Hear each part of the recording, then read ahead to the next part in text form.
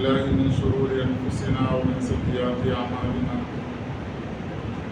من يهده الله فلا مضل له ومن يضلله فلا هادي له ونشهد أن لا إله إلا الله وحده لا شريك له ونشهد أن سيدنا ومولانا محمدا عبده ورسوله صلى الله تعالى عليه وعلى آله وأصحابه أجمعين أما بعد قال الله تبارك وتعالى في كلامه المجيد أعوذ بالله من الشيطان الرجيم بسم الله الرحمن الرحيم واذكر في الكتاب إبراهيم إنه كان صديقا نبيا صدق الله العظيم وصدق رسوله النبي الكريم ونحن على ذلك لمن الشاهدين والشاكرين والحمد لله رب العالمين رب اشرح لي صدري ويسر لي أمري واحلل عقدة من لساني يفقهوا قولي آمين برحمتك يا أرحم الراحمين والحمد لله رب العالمين. حضرات سامعین، اللہ جل شانہ کا لاکھ لاکھ شکر و احسان کہ اللہ جل شانہ نے ہمیں ایمان کی دولت سے نوازا اور جناب رسول کریم صلی اللہ علیہ وسلم کی امت کے اندر پیدا فرمایا،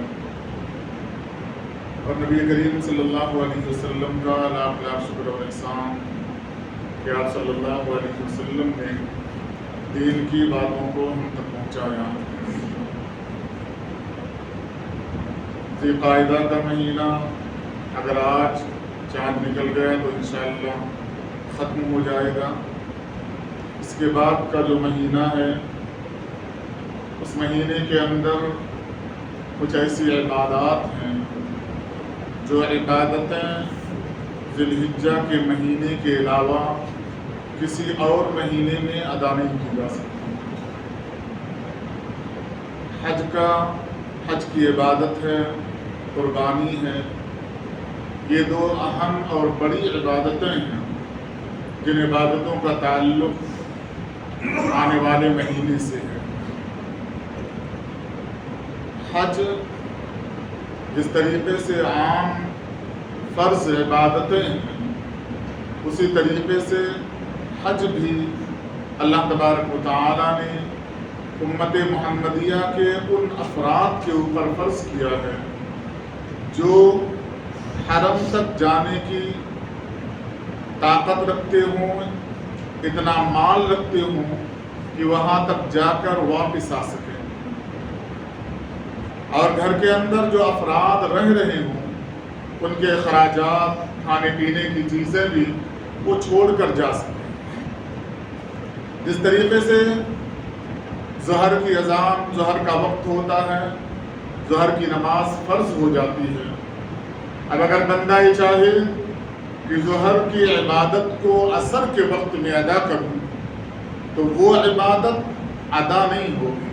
اگر جان بوجھ کر کر رہا ہے تو اللہ تبارک و تعالیٰ کے غضب کا مستحق ہے۔ اسی طریقے سے ایک شخص مالدار ہوا، اللہ تبارک و تعالیٰ نے اتنا اس کو مال دیا کہ وہ یہاں سے مکہ جا سکتا ہے، آ سکتا ہے، کوئی پریشانی اس کے اوپر لاحق نہیں ہو سکتی ہے، اس کے اوپر حج فرض ہو جاتا ہے۔ اگر وہ نہ جائے اور اسی حال میں موت آ جائے، اللہ کے نبی صلی اللہ علیہ وسلم نے فرمایا کہ اللہ تعالیٰ فرماتے ہیں کہ ایسا شخص جس کے اوپر حج فرض ہو گیا اور وہ حج نہ کرے اور مر جائے تو چاہے وہ نصرانی مرے یا یہودی مرے، یعنی اتنی سخت وعید اللہ تبارک و تعالیٰ کی آئی ہے۔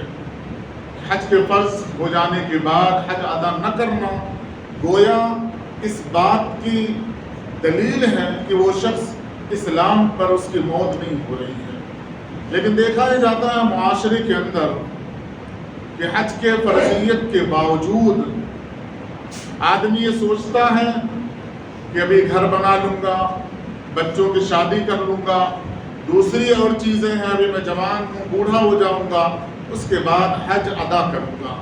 یاد رکھیں حج کے جو ایام ہیں، حج کے جو اوقات ہیں، پہلے سال جیسے وقت شروع ہو رہا ہے اگر آپ کے پاس اتنا مال ہے تو اسی وقت آپ حج کی ادائیگی کر لیں، یہ اللہ تبارک و تعالیٰ کو بڑا پسندیدہ عمل ہے۔ اس کے بعد انسان کے موت کی کوئی گارنٹی نہیں ہے، وقت متعین نہیں ہے، بندہ نہیں جانتا میں جیوں گا یا مروں گا، رہوں گا یا نہیں رہوں گا، صحت رہے گی یا نہیں رہے گی، مال رہے گا یا نہیں رہے گا۔ اگر یہ ساری چیزیں فرضیت کے بعد فنا ہو جا رہی ہیں، حج ثابت نہیں ہو جاتا، ختم نہیں ہو جاتا۔ ایک دوسری عبادت کہ اللہ تبارک و تعالیٰ نے جس کو اتنا مال نہیں دیا، صاحب ثروت نہیں ہے، تب بھی اللہ تبارک و تعالیٰ نے کچھ ایسی عبادتیں ذی الحجہ کے مہینے کے اندر متعین کی ہیں کہ اگر وہ بندہ عبادت کرے تو بہت سارا ثواب حاصل کر سکتا ہے۔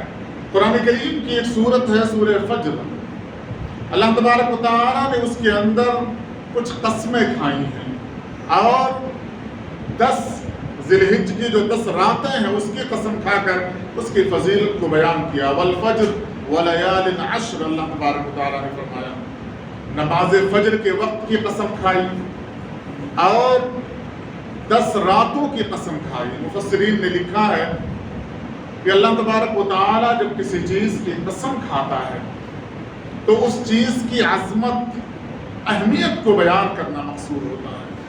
مفسرین نے لکھا ہے کہ 10 ایام یا یہ راتیں اتنی فضیلت کی ہیں کہ رمضان کے علاوہ کے جو ایام ہیں ان راتوں اور اس عشرے کو نہیں پا سکتے۔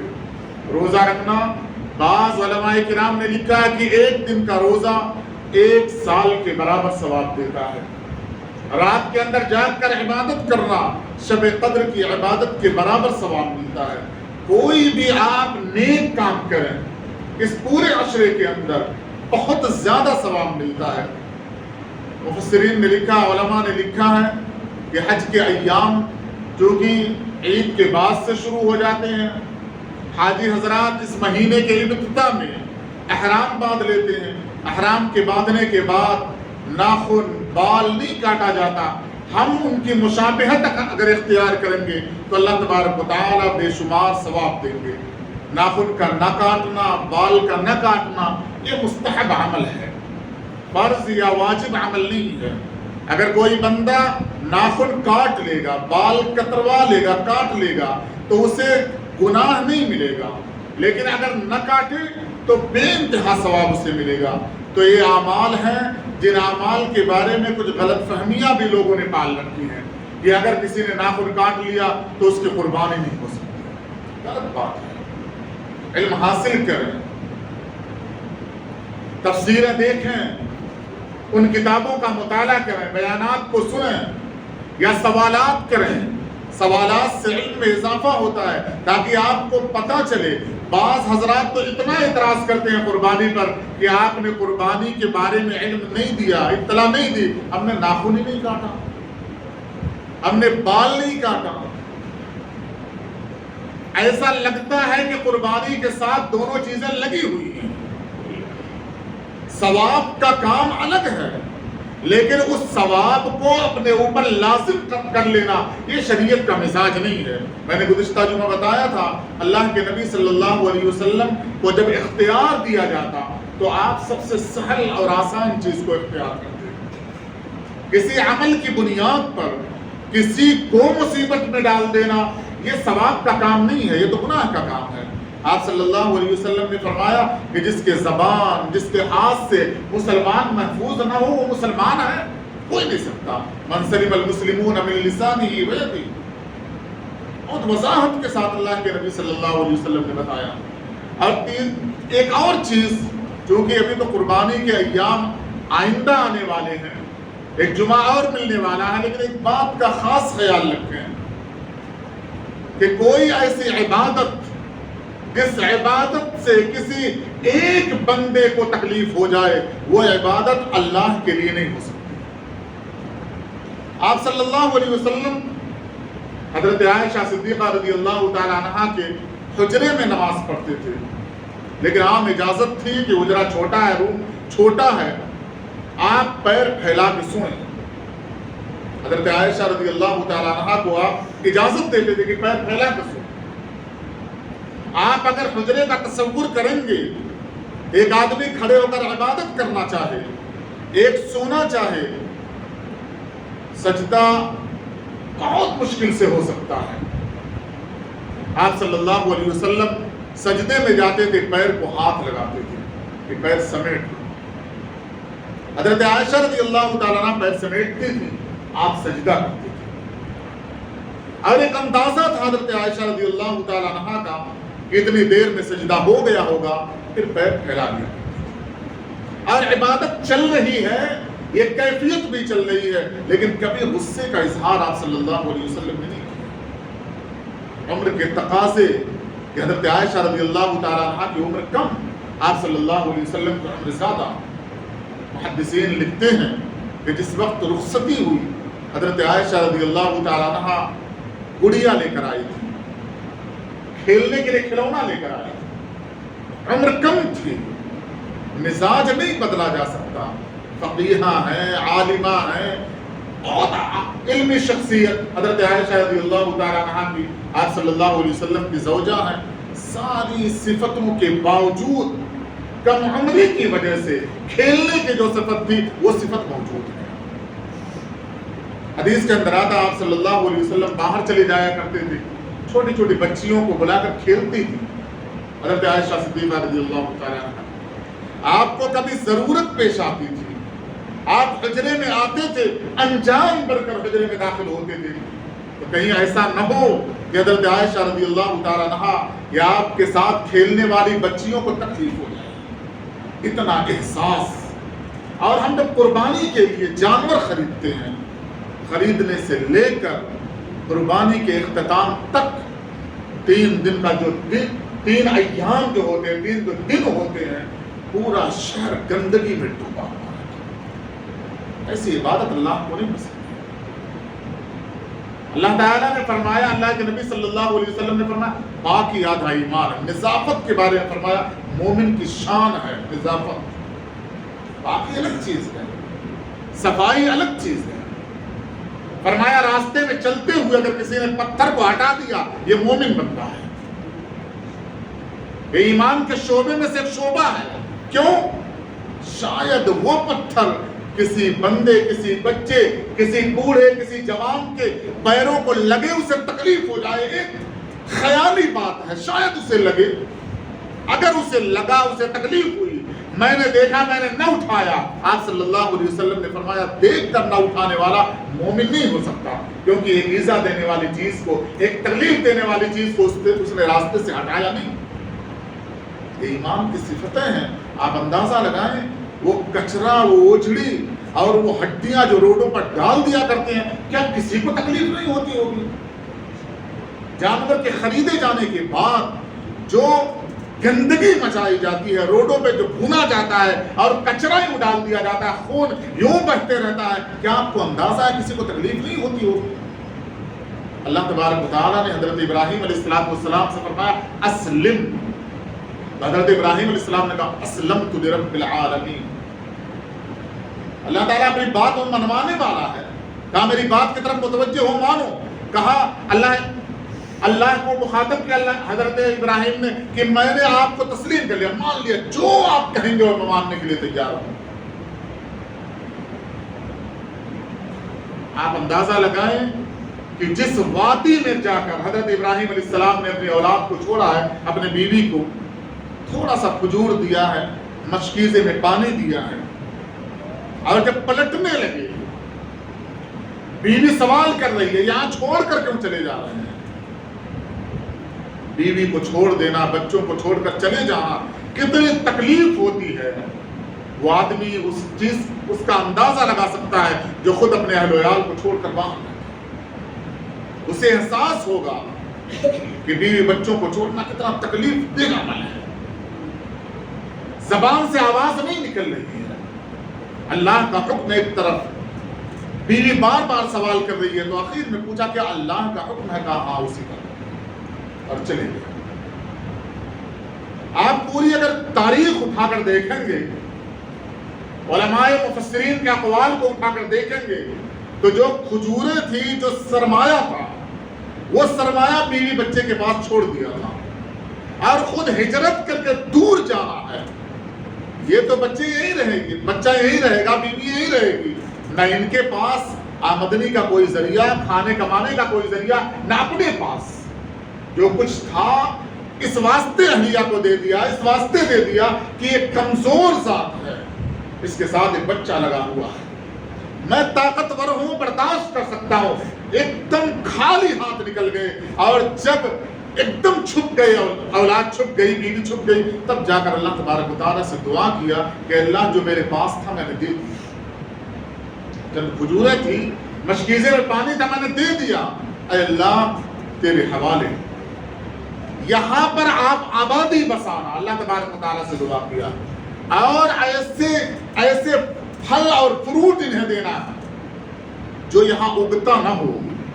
اللہ تبارک و تعالیٰ نے اس کا تعارف کرایا اس زمین کا، غیر ذی زرع، جہاں پر کوئی اگنے والی چیز، ہریالی نہ ہو، چٹکل میدان، جنگلات، کھنڈرات والا ایریا، علاقہ۔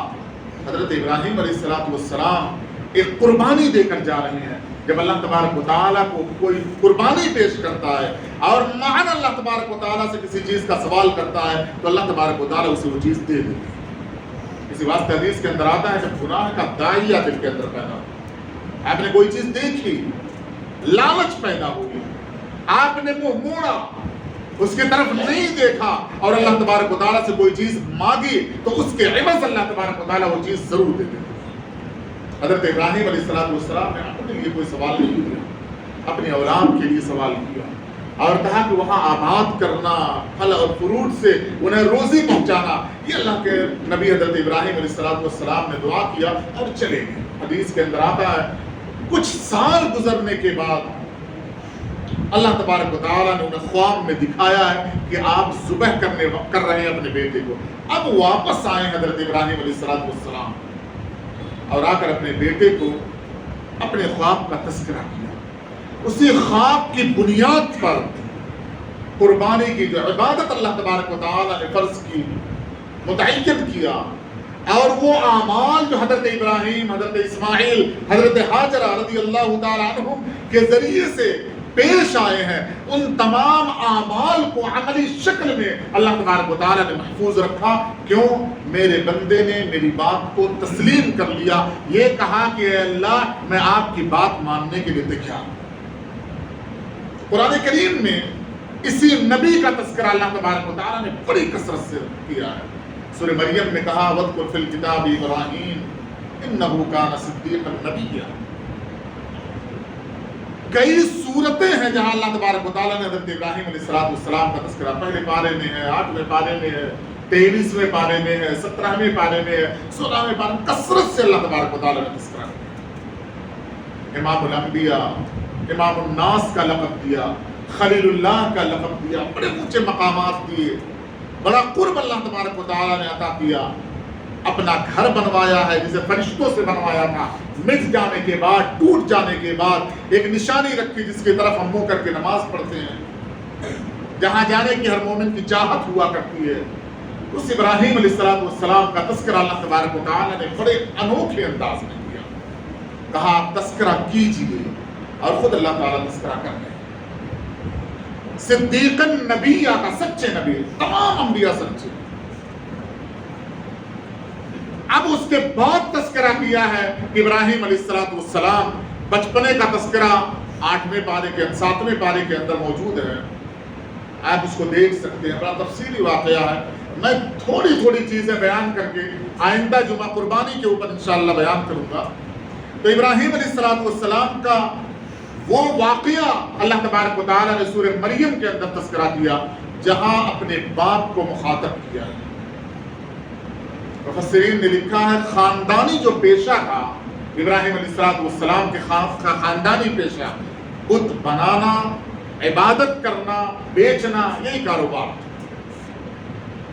آمدنی کا جو ذریعہ تھا پورے خاندان کا، بت کو بنانا، فروخت کر دینا۔ اور اس خاندان کے اندر اللہ تبارک و تعالیٰ نے ابراہیم علیہ السلام کو پیدا کیا۔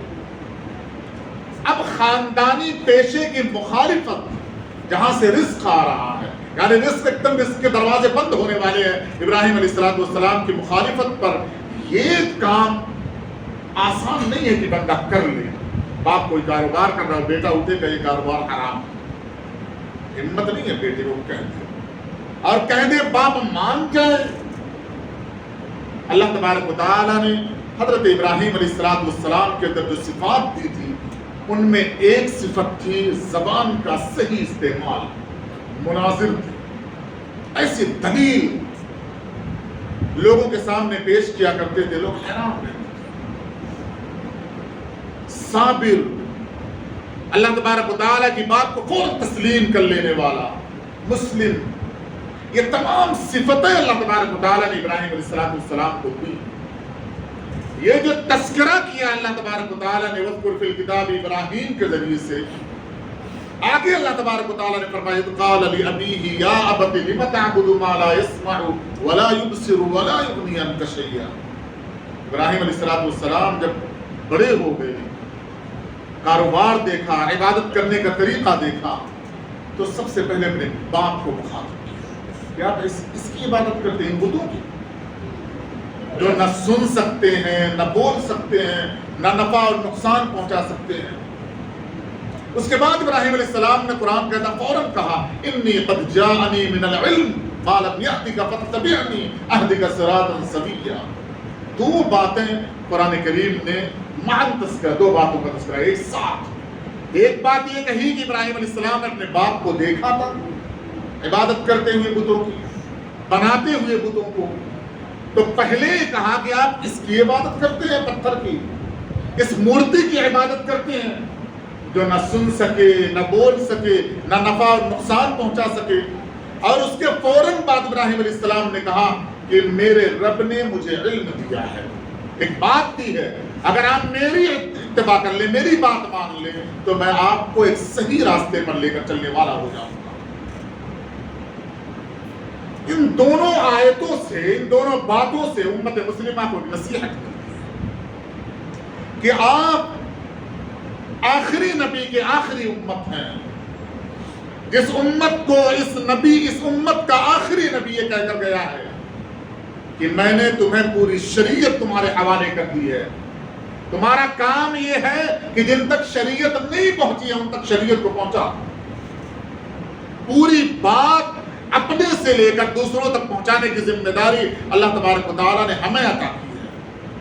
आयत से नसीहत मिलती है कि अगर आप किसी को बुराई से रोक रहे हैं, अगर आप किसी चीज से किसी को रोक रहे हैं, तो कहाँ उसे लाकर खड़ा करना चाहते हैं, ये इल्म आपके पास होना चाहिए, ये सलाहियत आपके पास होनी चाहिए, ये काबिलियत आपके पास होनी चाहिए। अगर ये काबिलियत आपके पास नहीं है तो अपने अंदर उस सलाहियत और काबिलियत पैदा करें, पैदा करने के बाद किसी को उसकी बुराई से रोकने की कोशिश करें ताकि अच्छाई का रास्ता आप बता सकें उसे। इब्राहीम अलैहिस्सलाम ने बड़ी सारी दलीलें आगे दी हैं, लेकिन उन दलीलों के देने से पहले कुरान करीम ने जो तस्करा किया है इब्राहीम अलैहिस्सलाम का, इब्राहीम अलैहिस्सलाम ने कहा मुझे मालूम है कुछ चीजें मुझे रब ने अता की है जो मेरे पास हैं, अगर आप उन बातों में, उन चीजों में मेरी इत्तिबा करेंगे, मेरी बात मान लेंगे, तो आप सिरात मुस्तकीम पर चले जाएंगे। उसके बाद इब्राहीम अलैहिस्सलाम ने कहा या अबती ला ताबुदिश शैतान, आप शैतान की इबादत न करें। क्यों? लिर्रहमान असिया, अल्लाह तबारक व तआला का ये नाफरमान है। अपने बाप से कहा कि जिनकी इबादत आप कर रहे हैं, जिनकी पूजा कर रहे हैं, ये रब्बे कायनात का नाफरमान है। अगर आप इसकी इबादत करेंगे गोया अल्लाह की मुखालिफत करेंगे, और अल्लाह की मुखालिफत करके आप दुनिया के अंदर सही रहें, मरने के बाद सही रहें, नामुमकिन है। एक बात का तस्करा, उसके बाद बात को खत्म करूंगा कि नसीहत के दरवाजे यकीनन खुले, लेकिन इल्म न होने के बाद भी नसीहत की जाए, ये शरई तरीका नहीं है। जहां आपको न मालूम हो, मुझे न मालूम हो, सवाल कर लेना, पूछ लेना, ये कोई ऐब की बात नहीं है। मशवरा कर लेना, अपने इल्म का इस्तेहजार कर लेना, सहाबा किराम मशवरा किया करते थे, पूछ लिया करते थे, नहीं पता है किसी दूसरे सहाबी से पूछ लिया करते थे।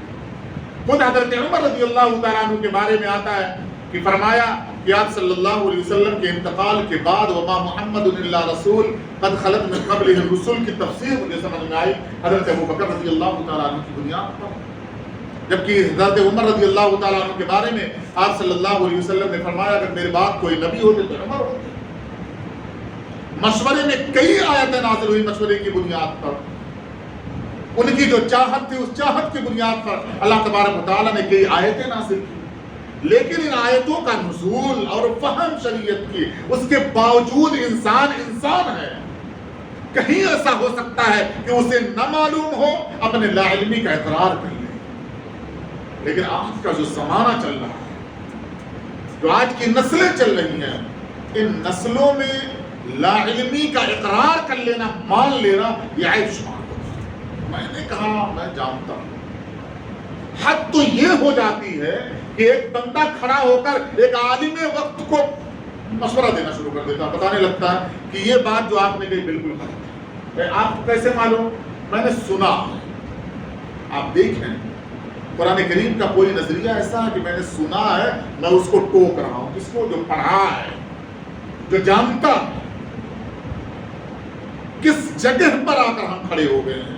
جہالت کے کس جگہ پر؟ جہاں پر اللہ تبارک و تعالیٰ نے فرمایا تھا وَإِذَا خَاطَبَهُمُ الْجَاهِلُونَ قَالُوا سَلَامًا۔ مناظرہ جو ہوتا ہے کہ بات کہی جائے اس کا انکار کر دیا جائے، اسے مناظرہ کہا جاتا ہے، بلا دلیل انکار کر دیا جائے۔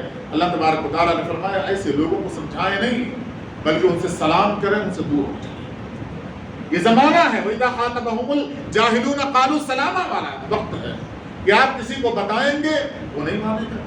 ایک اور عبادت اس عشرے کے اندر شروع ہوتی ہے، 9 ذی الحجہ سے شروع ہوگی، تکبیر تشریق۔ اس کے بارے میں ہمیشہ اس مسجد کے اندر اختلاف ہوتا ہے۔ ایک واضح بات کو بیان کر رہا ہوں، آپ اپنے دل پر نہ لیں جن کا اعتراض ہوگا، جن کا اختلاف ہوگا۔ کچھ چیزیں ایسی ہیں جن چیزوں کے بارے میں رواج بھی چلتا ہے اور شریعت بھی چلتی ہے۔ شریعت کا تعلق رواج سے نہیں ہے۔ عبادات ان ایام میں اگر تکبیر پڑھی جائے گی اللہ اکبر لا الہ الا اللہ اللہ اکبر وللہ الحمد، بہت ثواب ہے، یقیناً ثواب ہے۔ لیکن جمعہ کی نماز 2 رکعت فرض ہے اور بڑی فضیلت کا دن ہے اور بہت ثواب کی نماز ہے، 2 رکعت ہے۔ آپ سوچیں جب اتنی فضیلت کا دن ہے، اتنا ثواب کی نماز ہے، لاؤ 4 رکعت پڑھ لیا جائے۔ فضیلت ہی تو ہے، 2 رکعت میں زیادہ ثواب مل رہا ہے، 4 رکعت پڑھ لیا جائے۔ کیوں آپ نہیں پڑھ لیتے؟ 2 رکعت زیادہ پڑھ لیں۔ تکبیر جو پڑھی جاتی ہے، علماء نے لکھا ہے 1 بار پڑھنا واجب ہے ہر مسلمان کو، 1 بار پڑھنا واجب ہے ہر مسلمان کو۔ جو جماعت ہوتی ہے، جماعت میں آپ صلی اللہ علیہ وسلم کا طریقہ یہ ہے کہ آپ مصلیوں کا خیال کریں، اپنے آپ کا نہیں۔ اور آپ کا ایک طریقہ تھا جب نماز پڑھاتے تھے، جماعت سے نماز پڑھ رہے ہیں تو بڑی مختصر آپ کی نماز ہوا کرتی تھی۔ صحابہ کرام فرماتے 50 آیتیں جتنے دیر میں ہم پڑھ سکتے ہیں اتنی دیر میں نماز مکمل ہو جائے۔ اور حضرت عائشہ رضی اللہ تعالیٰ عنہ فرماتی ہے جب نفل ہوتی تھی تو ایسا لگتا تھا روح پرواز کر گئی سجدے میں، یعنی ایسا محسوس ہوتا تھا کہ آپ صلی اللہ علیہ وسلم وفات پا گئے، سجدے سے نہیں اٹھ رہے ہیں، تنہا نماز پڑھنے کی کیفیت۔ میں نے بارہا یہ بتایا ہے، کبھی بچے کے رونے کی آواز آئی آپ نے نماز کو مختصر کر دیا۔ ایک صحابی نے آ کر شکایت کیا میں فلاں صحابی کے پیچھے نماز نہیں پڑھنا چاہتا، میں جماعت سے پڑھے بغیر چاہتا تھا، کیوں؟ بڑی لمبی نماز پڑھاتے ہیں۔ انہیں بلایا صلی اللہ علیہ وسلم نے اور فرمایا کیا تم چاہتے ہو کہ لوگ نماز سے دور ہو جائیں؟ اگر نماز پڑھاؤ تو یاد رکھو تمہارے پیچھے کوئی بوڑھا ہوگا، کوئی بیمار ہوگا، کوئی مسافر ہوگا، کوئی بچہ ہوگا، ان تمام لوگوں کی رعایت کرتے ہوئے اگر تم نماز پڑھا سکتے ہو تو نماز پڑھاؤ، اور نہ نماز پڑھانے کی کوئی ضرورت نہیں ہے، کہیں ایسا نہ ہو تمہاری نماز کی وجہ سے لوگ نماز سے دور ہو جائیں۔ تو تکبیر جو پڑھی جائے گی 1 بار واجب ہے، آپ 3 بار پڑھو 10 بار پڑھو، 3 بار پڑھو، لیکن امام کو اپنے تابع بنا لیا جائے، یہ کون سی شریعت ہے؟ آپ نیت کرتے ہیں کہ میں نماز پڑھ رہا ہوں ظہر کی نماز 4 رکعت پیچھے اس امام کے، ایسا لگتا ہے کہ آپ کو سمجھ میں نہیں آتا، آپ سمجھتے ہیں پیچھے پڑ جانا ہے، پیچھے کا مطلب اس امام کے پیچھے پڑ جانا، جو کرے گا اس کی مخالفت کریں گے، یہ نیت کا مطلب نہیں ہے، آپ اس کی اتباع کر رہے ہیں، پیچھے کا مطلب اتباع کرنا نہ کہ پیچھے پڑ جانا۔ نیتوں کو درست کریں اور سوچیں، کچھ اپنی عقل کا استعمال کریں کہ اگر کوئی عالم کوئی کام کر رہا ہے تو کوئی دلیل ہوگی، کوئی دلیل نہ ہو وہ کرنے لگے، آپ اپنی بات کو اس کے اوپر تھوپنے لگے، اس کا مطلب آپ امام بننا چاہیں تو آپ امام بنیں، اسے مقتدی بنا لیں تاکہ وہ آپ کی اتباع کرنے لگے۔ اتباع اس کی جاتی ہے جس کے پاس اس کا علم ہو۔ ڈاکٹر کے پاس میں جاتا ہوں، کبھی اس کو جب وہ ڈاکٹر دوا لکھتا ہے کبھی مشورہ نہیں دیتا ہوں، یہ 3 دوائیں کیوں بھائی، شریعت میں کہا گیا آسانی پیدا کرو، ایک دوا لکھو، میں نے کبھی نہیں کہتا بھائی میری وہ فیلڈ نہیں ہے، میرا علم نہیں ہے، اسے پتا ہے کہ 2 دوائیں لکھی جائیں گی، 3 لکھی جائیں گی، 4 لکھی جائیں گی، یہ مولانا 4 دواؤں سے ٹھیک ہوں گے 2 دواؤں سے ٹھیک ہوں، اسے پتا۔ میں وہاں جا کر ادب و احترام سے بیٹھ کر اپنی پرچی لکھاؤں گا، اسے فیس دوں گا، اس کا شکر ادا کر کے چلا آؤں گا، اور آپ آئیں گے کسی عالم کے پاس، میرے ہی پاس نہیں، کسی عالم کے پاس، آپ اسے بتائیں گے کہ نماز کیسے پڑھائی جاتی ہے، ذکر کیسے کیا جاتا ہے، صفیں درست کیسے کروائی جاتی ہیں۔